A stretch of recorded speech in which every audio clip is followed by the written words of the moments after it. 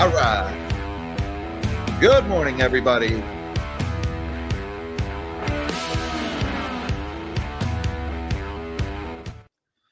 Good morning, all you magnificent melon heads of the world, and happy Wednesday, everybody. Today is April 17th, 2024. And the top story this morning is logistics, or should I say the lack thereof. Yesterday, we had earnings reported after the bell from logistics giant J.B. Hunt. They are one of the biggest trucking and carrying and all-around logistics companies in the country. And their earnings weren't good. Their earnings weren't bad. Their earnings were abysmal. Awful, just terrible earnings. And guys, when I talk about how these earnings are down year over year, right, 35% drop in earnings, that's versus a year ago. And I need to remind you guys that a year ago, the earnings were also abysmal among carriers. These year-ago comps are terrible.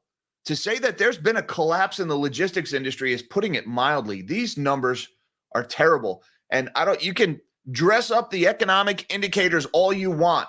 You can blow smoke up people's you-know-whats about my strong jobs market because part-time jobs replacing full-time jobs. You can make hedonic adjustments to the inflation statistics to make problems seem not as bad as they really are. You can say whatever you want. If the trucks aren't rolling, you've got a big problem. I don't care how good your generative AI and your large language model is and whatever the heck Sam Altman is talking about today. It doesn't matter if there's no trucks on the road. It doesn't matter. Because who's going to use these AI platforms? Companies that sell stuff, companies that buy stuff and sell it, companies that perform services. If there's no trucks rolling, it means there's no stuff moving. And so doesn't matter if AI makes their business more efficient or if AI makes their advertising more targeted. There's no trucks on the road. The economy is slowing. J.B. Hunt's earnings were awful. Now, why were J.B. Hunt's earnings so awful? Well, their CEO said on the conference call, let me know if any of this stuff sounds familiar. He cited weaker demand, and he cited higher wages, higher equipment costs, and higher insurance premiums. In other words, inflation is so bad, nobody can afford to buy anything, and my company isn't carrying any stuff because of it. Does that sound like a soft landing to you? Ask a truck driver if he feels like the landing has been soft for him. Ask anybody that isn't on CNBC if they think the landing has been soft. And yet still we're hearing about how the soft landing is our base case and there's no recession. We totally priced out a recession. You best start believing in recessions, folks, because you're in one. Now, even though the government spending is driving up the GDP math to make it look like we're not in a recession, and maybe technically we're not in a recession, but as far as the average person on the ground is concerned, we've been in one for a long time. Also going on this morning, we've got more bank earnings. And the bank earnings, well, they're almost as bad as J.B. Hunt's earnings. Almost, not quite. I don't want to be too doomer here. They're down a much more impressive or, a much more modest 20%, 25%. We got U.S. Bancorp today. Profit down 22%. Net interest income down 14%. Loan loss provisions up 25% at U.S. Bancorp. Just like we talked about in the stream yesterday, these higher interest rates are squeezing banks' profits. All right, they're charging higher interest rates for their loans, but nobody's buying houses right now. The housing market is frozen. A few people are refining that are desperate, but nobody's buying cars right now. Have you seen the results in the automotive industries, notably electric vehicles, but it's widespread in the auto industry. So these loans aren't happening. Mergers and acquisitions, there's been some M&A deals, but there's just not that many loans being made right now. And so these higher interest rates aren't resulting in higher revenue for the banks, but they are having to pay higher interest rates on their deposits because Janet Yellen's issuing so many T-bills and the Fed has interest rates up so high that you can get 5.5% in a money market. And so people are pulling their money out of savings and checking, putting it into money market accounts, and the banks are having to jack up the interest rates they're paying to stop that deposit flight. That means their margins are getting crushed. We saw it today in U.S. Bancorp, but we also saw it in Citizens Financial Group. Net income down 35% year over year. Them's be some J.B. Hunt numbers from Citizens Financial Group. Net interest income down 12%. $171 million in loan loss provisions. That's up only 2%. And again, I have to call out these loss provisions. All these defaults we're hearing about, all this rise in delinquencies on credit cards, rises in delinquencies on mortgages, the defaults in commercial real estate, forget it. They've just been mind-blowing numbers, staggering losses in commercial real estate. And yet a lot of banks are shrinking their loss provisions or just raising them only modestly. Are the banks hiding their losses right now? Are things really a whole hell of a lot worse in the banking industry and they're just not telling us? Case in point, whatever happened to unrealized losses on U.S. Treasuries? The banks didn't sell all their treasuries. Last year, they moved all the things they could. They moved it all from held, assets for sale to held to maturity. In other words, they just hid the losses on their balance sheet with an accounting gimmick to make themselves look solvent when they're really not. Well, interest rates have risen since the banks failed in March because of the higher interest rates. How come we're not hearing anything about unrealized losses on U.S. Treasuries anymore? Interest rates right now, they rose again yesterday. They're back almost to the levels we saw last October when everybody was like, oh my God, the 10-year is going to blow up everything. We're 4.6, 4.6 and a half. We're pushing 4.7. They topped out around 5 last October. And at the rate we're rising, we're going to be there in a couple of weeks. How come we're not hearing about unrealized losses anymore? And where are the losses in commercial real estate? How come we have not seen them in these banks' balance sheets yet? Where are you? Cannot hide tens of billions, hundreds of billions of dollars in losses. You can't just hide that with an accounting gimmick. Where is it? It's not showing up anywhere. Somebody or everybody is lying about it. Case in point, Park Merced. This is a 3,200 unit apartment complex in San Francisco. Their loans, $1.8 billion of their loans were just transferred to special servicing because it's not cash flowing. It's cash flow negative. They can't pay the mortgage on the property. It's going to renew in December. And they just said, you know what? We don't plan on refinancing because we know we can't afford to refinance. And so we're just going to go right into special servicing, which means we're not going to pay our bills. You might as well start the default procedures on us. Now, that hasn't hit any bank earnings, but that one story right there is $1.8 billion. And when that property sells, it's going to sell for a whole hell of a lot less than that $1.8 billion that's owed. So you're probably looking at least $1 billion just in that one story, just gone up in smoke, gone. Where is that in these bank earnings? Why are banks lowering their loss provisions or raising them by 2%, like in the case of Citizens Financial Group? It's just not showing up. Also, we got earnings from ASML. That's the Dutch company that makes semiconductor manufacturing equipment. And you'd think, wow, all the AI and all the chips companies are doing great. Maybe ASML posted phenomenal earnings, and you would be wrong. No, ASML's earnings were also quite terrible because while everybody's talking about AI and GPUs and, oh my God, large language models and everything, anything that isn't AI related is not selling. And that's a big problem for the semiconductor industry, notably cell phones. We heard a lot about the slowdown in iPhone sales in China. We've seen Samsung earnings not so good. Well, ASML reported net sales down 21%, net income down 37%. Ooh, those are bad numbers. And quarter over quarter, net bookings, which is kind of like that's what sales might be next quarter. Net bookings down 61% at ASML. Now, they make equipment that makes chips. And I guess that just tells you, don't worry, the CHIPS Act, it's not going to have any effect on ASML's earnings anytime soon. They haven't even booked the equipment they're going to need for those factories. Now, everybody's saying eventually the construction in the U.S. is going to result in big numbers for ASML, but that's a long way off here. And in the meantime, consumer electronics just aren't selling, and AI isn't enough to save that company. Also, we got steel tariffs are coming back. They never went anywhere. But Joe Biden is talking about tripling this tariffs that Donald Trump imposed back in the 2010s during his term as president. And, I guess that big meeting with Janet Yellen traveling over to China and, she was going to straighten out that whole trade war thing. Well, I guess Janet failed to impress because we're talking about tripling tariffs on steel. I don't know, Janet, maybe tell them about how strong your banks are. Tell them how resilient you are. See if that impresses them. Please stop dumping solar panels in our market because we just spent tens of billions of dollars to subsidize solar panels in electric vehicles, and now nobody wants to buy them because we can't be competitive with all the stuff you're dumping in our market, she probably said to Xi Jinping. And I guess Xi wasn't impressed because he didn't do anything. Biden didn't get what he wanted, and now we're talking about tripling steel tariffs today. And lastly, the market just totally shrugged this off yesterday. Jerome Powell was giving a speech at some economic summit with a Canadian central banker. I don't recall the name of the summit, but it was a notably hawkish statement from Powell.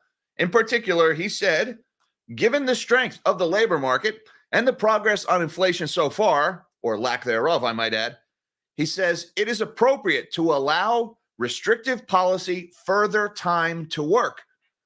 In other words, he said higher for longer, and the market ignored it. Another hawkish comment from Jerome Powell. Interest rate cuts are not coming anytime soon. And the market didn't care yesterday. Stocks actually rallied after there was an initial sell-off when he said that, came right back up, closed higher on the day. And, well, let's see what they're doing this morning, shall we? With that, let's shrink my big melon of a head. And, guys, don't forget that like button and that subscribe button and notification bell right next to it. If you're new here, subscribe to the channel because we do this every morning. Come have your coffee with the melon heads. And, well, markets are higher again this morning. The S&P is up 22 points or about 0.5% ahead of the opening bell. The Dow is up 80 points or 0.21% higher ahead of the open. A little bit of volatility, some ups and downs this morning. And the NASDAQ is leading the way higher, up 70 points or 0.39% this morning. Again, up on what news? I don't know what's taking markets higher this morning. I was looking for good news. I didn't find any. I guess the bank earnings were only awful instead of cataclysmic. Maybe that's why stocks are up, because they were priced for cataclysmic bank earnings. I'm just grabbing at straws here. Meanwhile, the DXY, a little bit lower this morning, 3 basis points at 106.23. That's down 0.03%. And looking over at the bond market, whoops, I am not on bonds. I am remiss this morning. We got to scroll all the way down past all the stands to get to the United States. There we go. U.S., we got yields are lower on the long end of the curve. The 30-year Treasury, 4.731. That's down about 2.5 basis points. The 10-year is taking a breather here, 4.612, down 4.5 points this morning. The 10-year has been on a tear lately, though. The 2-year at 4.958. That's down about 0.5 point, and the 1 month is up 1 point at 5.391. Also notable yesterday, we had a slight increase in the reverse repo, $371.5 billion. That's up from $327 billion that we had 2 days ago. So we got a little bit of a bounce, recovered about half of that decline, that big decline that we saw on Friday. I'm not reading too much into that. I think it's just noise in the chart. We have to see, are we going to continue to make newer lows here? And looking over at the commodities board, we have got gold is a mixed bag this morning, pretty much flat. June gold futures at $2,402. That's down $5.50, or about 1/4%. And then May silver futures at $28.53. That's up about 15 cents or about 0.5%. Let's see. Platinum is down 1% and change. Palladium is pretty much unchanged. And May WTI oil futures at $84.17. That's down $1.19 or 1.39%. Notable yesterday during a press conference, Biden administration official, I can't remember who it was asked about further releases from the Strategic Petroleum Reserve, and they were not ruled out. They didn't outright say we're going to release more oil from the SPR to suppress gasoline prices, but they basically said we're committed to keeping gas prices lower, and they didn't take SPR releases off the table. I don't know if that's moving oil prices today or not, but that was noteworthy yesterday. There was a lot of talk about that on Twitter. I've been watching silver prices pretty close here, guys. That red line there going across the screen, that is about $28.30. That is a very important level for silver. In my opinion, a sustained move above that level means both precious metals would be running sharply higher. You know, we've spent a couple of days here now right at this level. These are daily candles, currently above the line at 24.47. We broke above it 2 days. Well, we broke above it Friday in a big way. We had that price smash. Recovered Monday, sold off yesterday. Now we're back above it. So we're bouncing right around this line. This is a very important level here. I will get very excited if I see silver move above 28.30 with any kind of volume here. Also, Bitcoin continuing its sell-off this morning, down another $1,500, trading at 62,226 on Coinbase. The sell-off continues here. We're now down from a highs around 74,000 to as low as 62. So Bitcoin awfully volatile here these last couple of weeks. And I would add, we are just 2 days, 7 hours away from the next halving event, which historically has been a big deal for Bitcoin prices. Now let's talk about the big story this morning. JB Hunt posts big Q1 earnings miss. This one is on freight waves. By the way, guys, if you like logistics stories about how things are moving, what's going on with shipping, like the Red Sea, all these truckers going out of business, defaulting on loans, Freight Waves has had fantastic coverage of the logistics industries. It's usually in Freight Waves before you'll see it in any of the mainstream media outlets. So I highly recommend this site. They've done some fantastic work over these last few years, including this story. Lower revenue and a variety of cost headwinds plague the quarter. JB Hunt Transportation Services missed first quarter expectations Tuesday, reporting earnings per share of $1.22 compared to a consensus estimate of $1.50. Now that $1.22 in earnings, guys, it's a miss of about 30 cents, but that's compared to earnings of $1.89 a year ago. That is a 35% year-over-year decline in earnings for JB Hunt for this quarter. Those are some awful numbers. And remember, last year, logistics was having big problems last year. So that's from some relatively low comps, down 35% from there. A higher tax rate was also a 7-cent headwind on the quarter. Intermodal revenue, that means intermodal, it means it goes on rail and a truck. That revenue was down 9% year over year as revenue per load was off by a similar amount, down 5% from the fourth quarter. Total loads were flat year over year, but 9% lower than in the fourth quarter. A 92.7% operating ratio, that's the operating expenses as a percentage of revenue. That was 370 basis points worse than the year ago quarter. So JB Hunt's margins, much like our banks, mind you, their margins are getting compressed from both sides, lower revenues, higher costs, margins getting squeezed on both ends. 92.7 down 370 basis points. I mean, they're right there, the 370 point decline in your margin. That right there is that 35% decline in their earnings. Management called out weaker than expected demand, i.e. less stuff moving, higher wages. There's your labor market, equipment costs on the rise, and insurance premiums. That's a notable one. We've seen a lot of insurance numbers heading higher, except health insurance, in the CPI numbers over these last 2 months. Now it's showing up in JB Hunt's earnings. So weaker demand, higher wages, higher equipment costs, higher insurance premiums. And management said in February that the big season negotiations for its intermodal and truckload offerings were soft. So I don't expect things to get better anytime soon. Now, JB Hunt stock getting absolutely crushed this morning, down 8.4%. $15.43 lower, trading at $167.56 ahead of the opening bell. And I also, once again, want to send a shout out to Macro Edge on X. Guys, you should be following this outfit here. These guys have been fantastic with their labor market data points. And I haven't been able to confirm this story, but I'm going to go ahead and report this one because Macro Edge has been laser accurate for the last couple of months. They're saying that logistics giant JB Hunt announces mass layoffs in California and falls sharply after earnings report. Now, I haven't found any other data anywhere about mass layoffs in California, but considering what I'm hearing about the higher operating costs, the higher insurance premiums, this makes sense, and Macro Edge has been really accurate lately. So there's another big wave of layoffs on the horizon. There's your strong jobs market, Jay Powell, that you keep talking so much about. Every day, it seems another announcement about thousands and thousands of layoffs.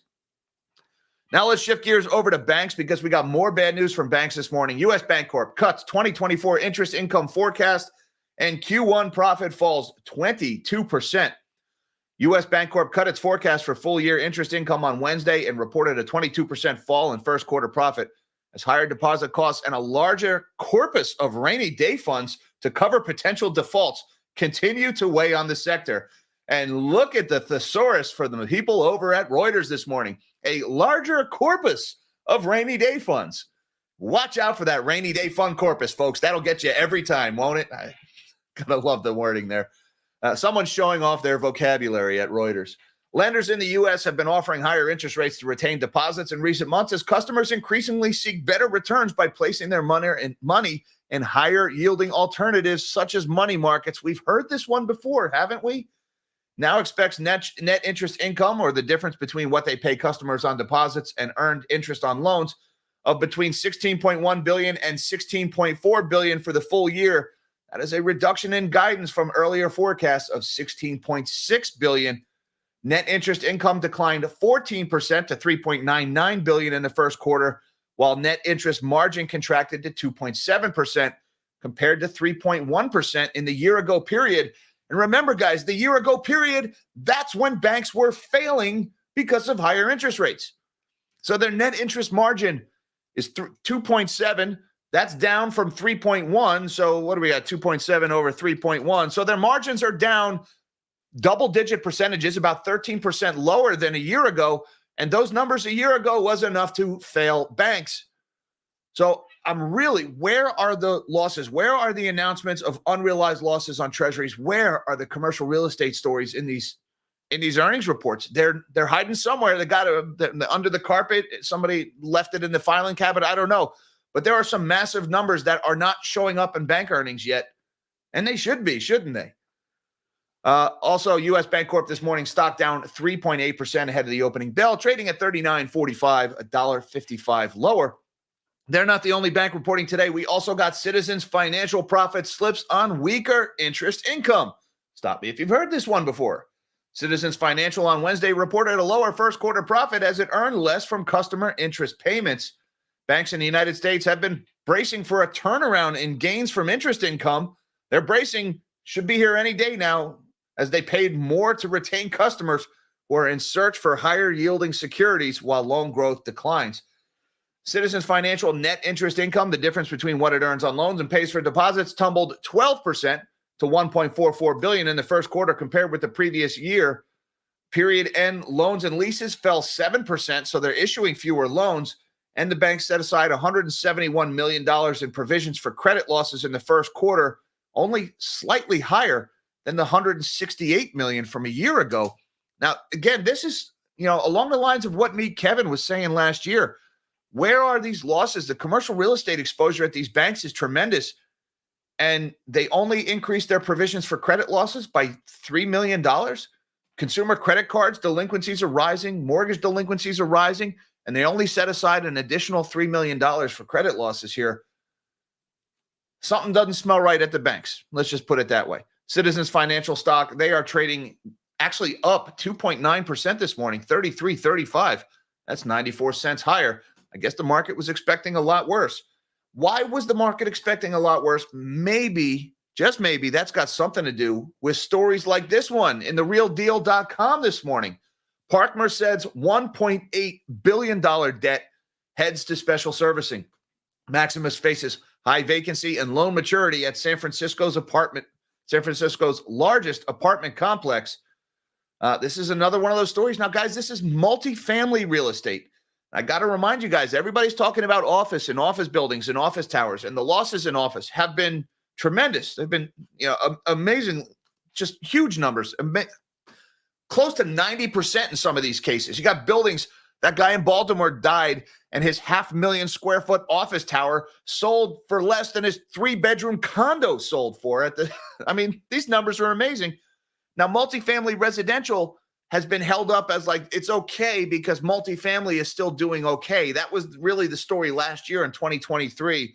Office is bad, retail is bad, but multifamily residential is good. That was right up until New York Community Bank started to go under.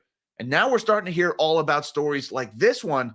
If multifamily is good, I don't want to see bad.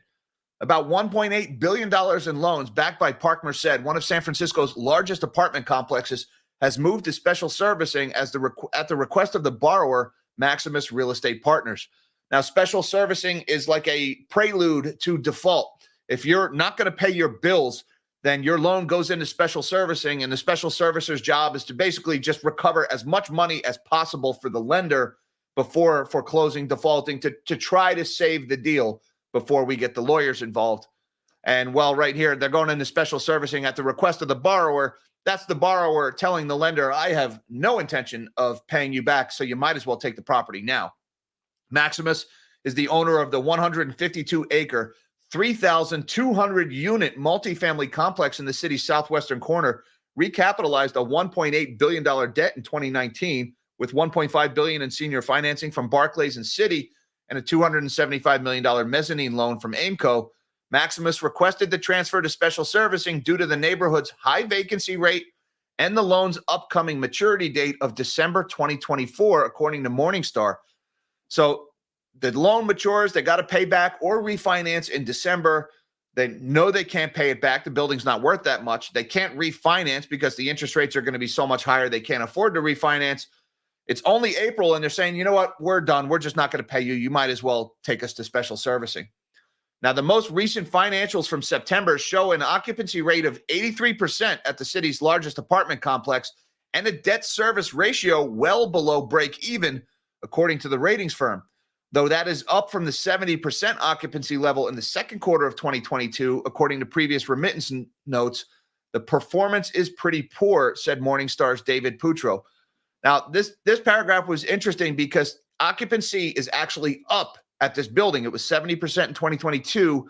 Now it's 83% as of the most recent data in September. And yet still the debt service coverage ratio is below 1, i.e. all the revenue from the rents being paid on this 83% occupied building, just that is not enough to pay for the debt at its current rate.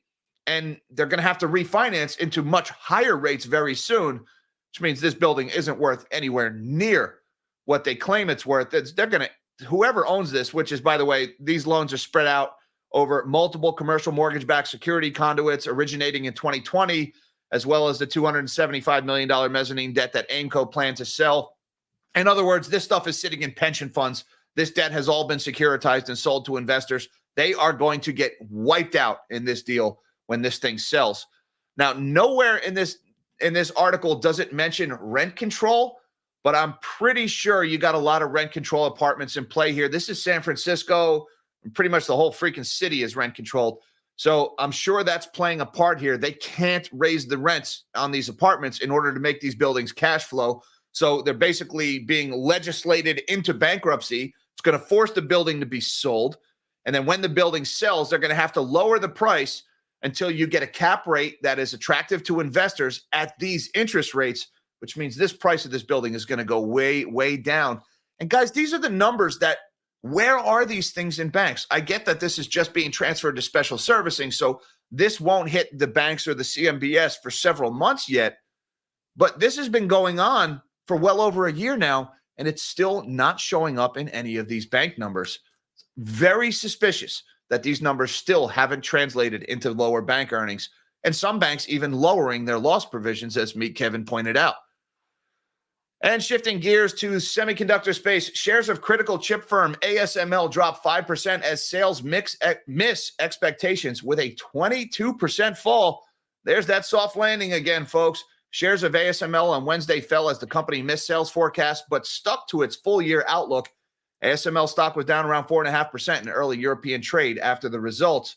Now, ASML, they make manufacturing equipment for semiconductor companies. They make the tools and the gear that make the chips. Their sales are getting crushed here. Net sales fell 21.6% year on year, while net income dropped 37.4%. Again, these are J.B. Hunt kind of numbers. Where's the soft landing? This is like 4 or 5 stories in a row with 20, 25, 30, 37% declines year over year in earnings. Soft landing. Okay. ASML's net sales fell in the middle point of the company's guidance. Net bookings for ASML's machinery, a closely watched booking, totaled 3.6 billion euros in the first quarter, down 4% year on year. But check this out, plunging nearly 2/3 in the December quarter. Now, net bookings, that's sales that basically the company's reserving their place in line. They haven't paid yet, so it's not a sale.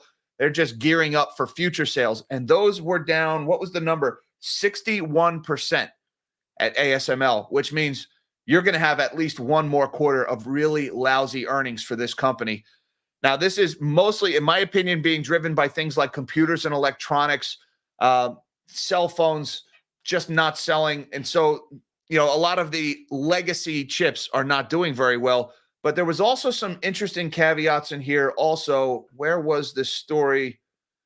It was in a different article. They were talking about their advanced ultraviolet manufacturing. I forget. It was AUV, advanced ultraviolet. That's their top of the line, high-end equipment for manufacturing semiconductors. Those were expected to start rising, and they haven't. I don't know if there's any AI connection to this story here. I don't think there is. I was certainly looking for it. You guys know me. I'm very skeptical of the AI mania. But when I see the people who make the tools that make the chips and their sales numbers are down 37%, it does call into question this insatiable demand for chips that we're supposedly seeing in the world here. ASML stock getting hammered this morning, down 4.5%, trading at $932. And last but not least, won't spend too much time on this one. Biden wants to triple China tariffs on steel and aluminum imports. The current tariff on Chinese steel and aluminum imports is 7.5%. So we're talking about tripling that, guys. This is not midnight. Please stop attacking my foot. My cat is attacking my foot again. We're not talking about a paltry increase in the price of steel here. Now, this isn't a huge story here because it's not a huge industry. We don't manufacture that much stuff in the U.S. anymore. But this does show the world deglobalizing. This is reshoring. These tariffs is in an effort to save what's left of the U.S. steel industry, maybe even revitalize it. And that's also important because regardless of the election outcome, it looks like the trade war is going to continue to get worse here because these are Trump's tariffs and Biden wants to triple them. That means tariffs is off the menu for election year debates. It's no matter who wins, we're going to have higher tariffs here, guys. And I just want to say thank you very much to Miss M&J. Thank you, M&J. I appreciate that very much. She gifted 10 Nobody Special Finance Channel memberships. Guys, if you've received one of those memberships, send a thank you to M&J in the comments. I appreciate that very much. Thank you for supporting the channel, M&J. And thank you to Mark Fregola for your super chat, sir. He says, just watch Jim Willie. He says metal prices are going up because the government is defaulting on the national debt. How do I answer this? One way or another, the government is defaulting on the national debt. All right. Now, there's the traditional default. The U.S. doesn't pay the bills. They don't pay back the U.S. treasuries. That's like your debt ceiling doesn't get raised and the U.S. government goes into default.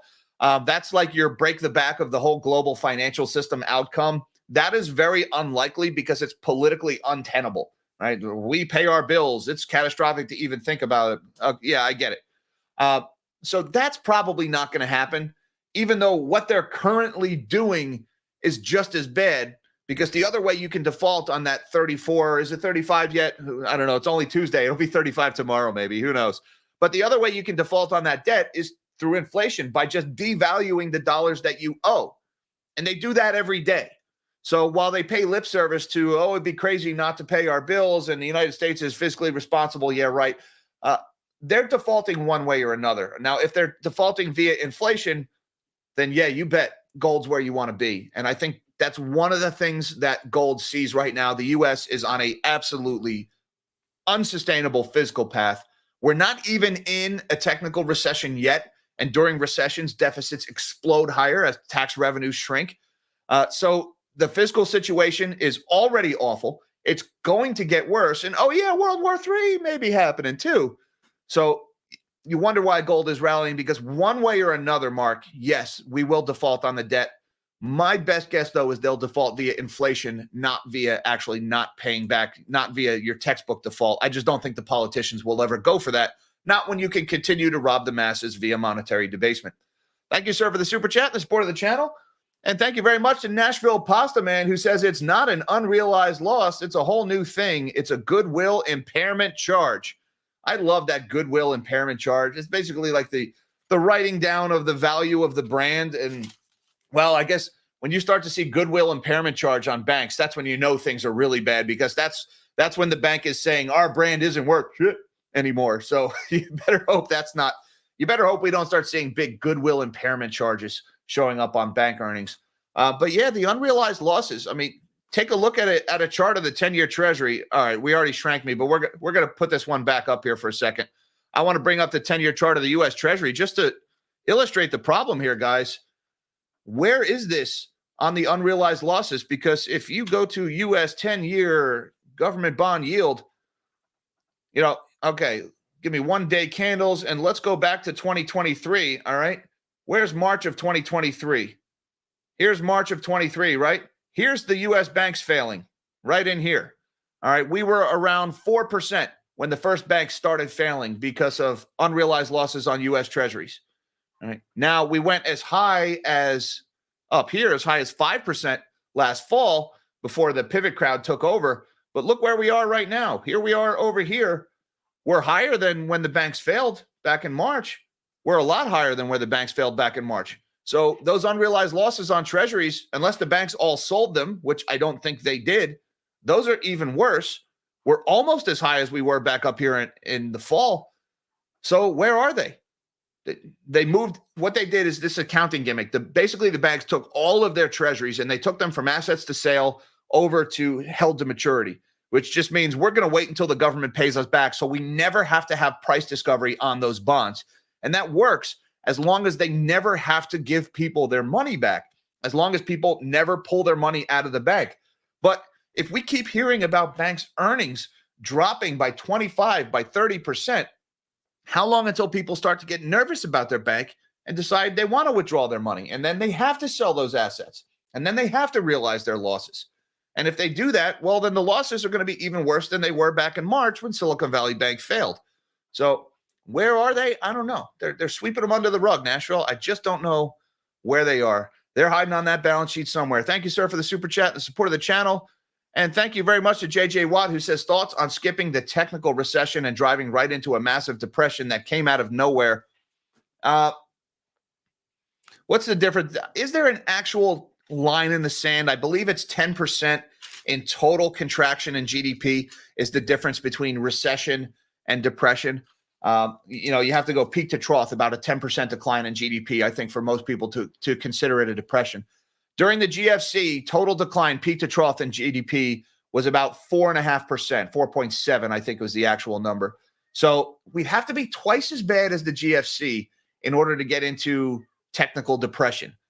I wouldn't rule it out, but we're a long way from there, JJ Watt. Now, will we skip it? No, because it's not going to happen in one quarter, right? We're not going to all of a sudden have a single quarter of 10% decline in GDP. I mean, that would be like worse than the first quarter of 2023, second quarter of 2020. I'm sorry. That'd be worse than the vid. I don't think that's going to happen all at once. Will we get total GDP contraction of up to 10%? I wouldn't rule it out. I'd say it's unlikely because they're going to spin up the money printers again. I think they'll choose inflation long before we get to that rate. And again, that's probably one of the reasons why we see gold and silver surging here over these last few weeks, is because investors see that coming. So I won't rule it out. Let me just say it's unlikely just based on the typical government response to this kind of situation. But either way, thank you very much, JJ Watt. I appreciate the super chat and the support of the channel. And thank you to all you wonderful melonheads for having your coffee with us this morning. I appreciate that very much. Thank you to my channel members for everything you guys do for the channel, and to my magnanimous melonheads. Looking forward to getting together with you guys on our Zoom call this week. I've got links down below to the channel memberships and the Patreon Zoom. If you want to get in on that is at 3 p.m. Eastern time today. Looking forward to talking to you guys. Should you feel so inclined. Hi, Mom. Hi, Dad. Love you guys. Everybody, till next time, live small and dream big.